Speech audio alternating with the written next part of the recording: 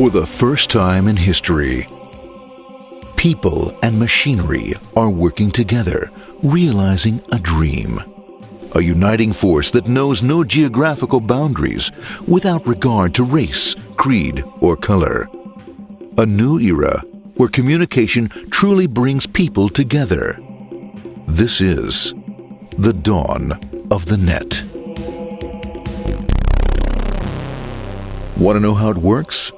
Click here to begin your journey into the net. Now, exactly what happened when you clicked on that link? You started a flow of information. This information travels down into your own personal mailroom, where Mr. IP packages it, labels it, and sends it on its way. Each packet is limited in its size. The mailroom must decide how to divide the information and how to package it. Now, the package needs a label containing important information, such as sender's address, receiver's address, and the type of packet it is.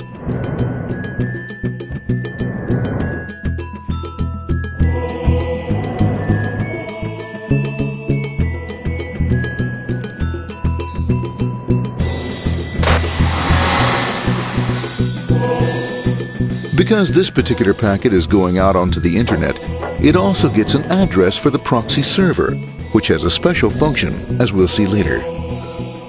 The packet is now launched onto your local area network, or LAN. This network is used to connect all the local computers, routers, printers, etc. for information exchange within the physical walls of the building. The LAN is a pretty uncontrolled place, and unfortunately, accidents can happen.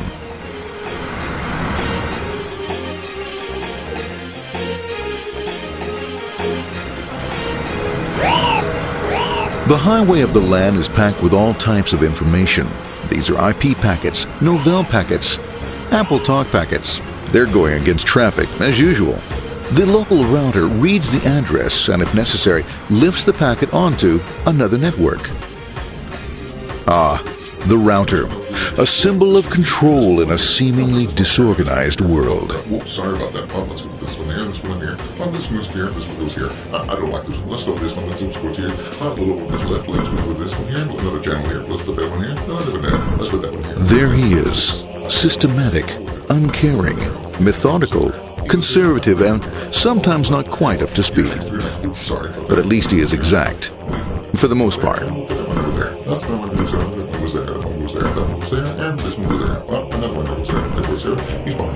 Let's go there. That goes there. He goes there. Oh, let's put that one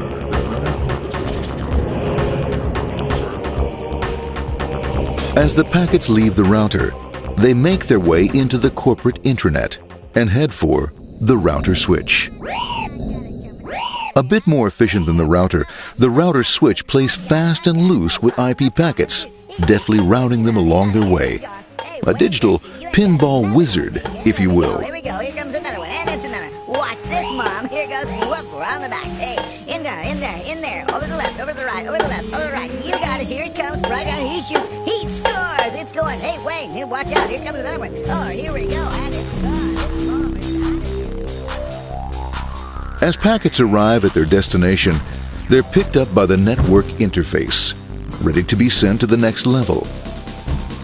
In this case, the proxy. The proxy is used by many companies as sort of a middleman in order to lessen the load on their internet connection, and for security reasons as well. As you can see, the packets are all of various sizes, depending upon their content.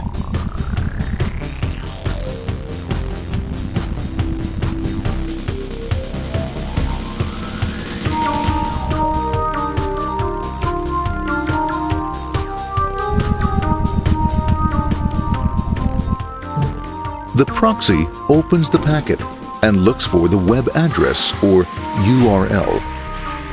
Depending upon whether the address is acceptable, the packet is sent on to the internet.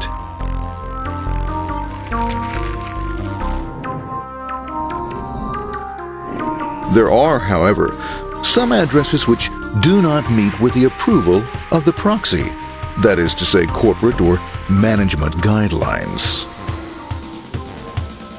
these are summarily dealt with.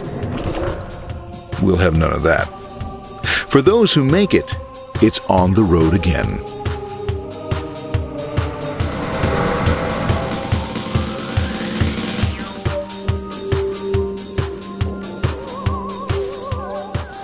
Next up, the firewall. The corporate firewall serves two purposes.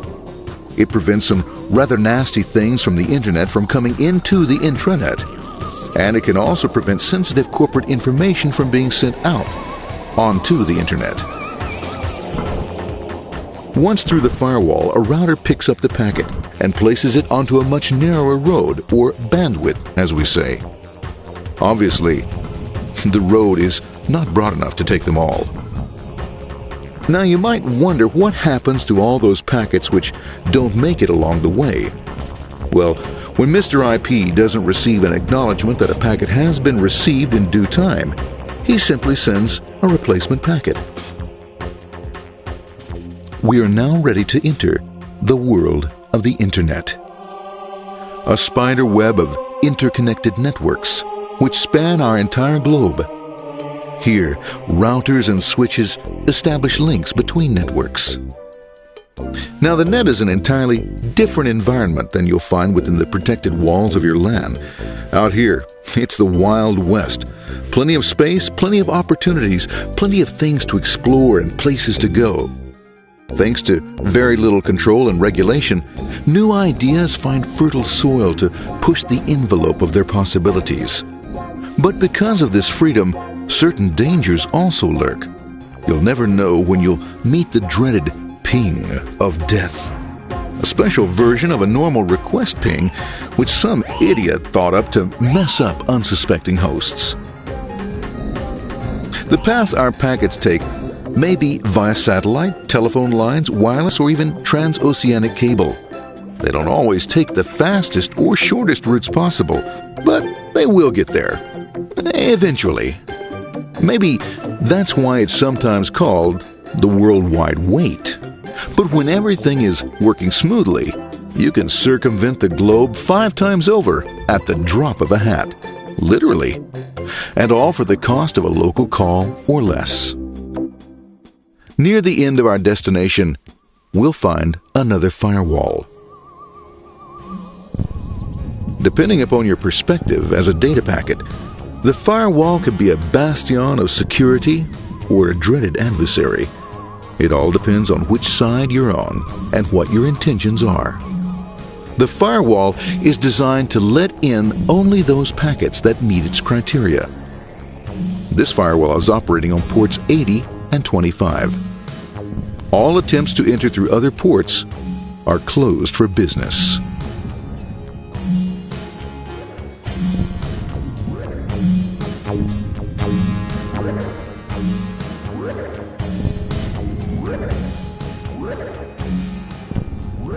Port 25 is used for mail packets, while Port 80 is the entrance for packets from the Internet to the web server. Inside the firewall, packets are screened more thoroughly. Some packets make it easily through customs, while others look just a bit dubious. Now, the firewall officer is not easily fooled, such as when this ping of death packet tries to disguise itself as a normal ping packet. It's okay, go on, it's okay, no problem. Have a nice day, be out of here, bye. For those packets lucky enough to make it this far, the journey is almost over. It's just a line up on the interface to be taken up into the web server.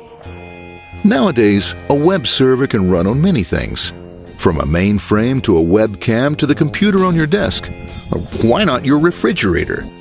With a proper setup, you can find out if you have the makings for chicken cacciatore or if you have to go shopping.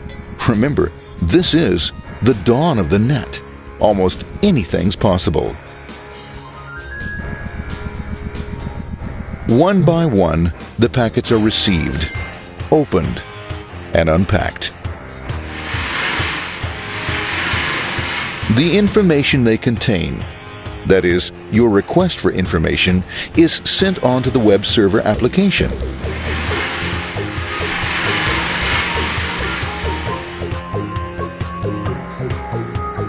The packet itself is recycled, ready to be used again, and filled with your requested information.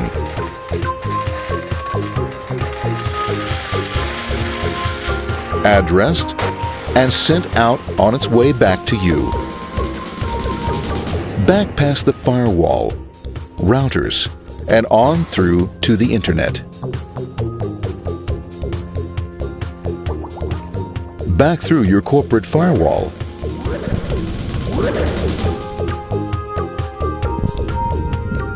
And onto your interface.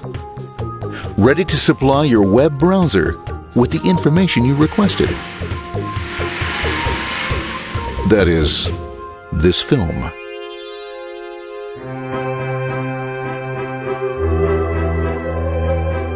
Pleased with their efforts and trusting in a better world, our trusty data packets ride off blissfully into the sunset of another day, knowing fully they have served their masters well. Now, isn't that a happy ending?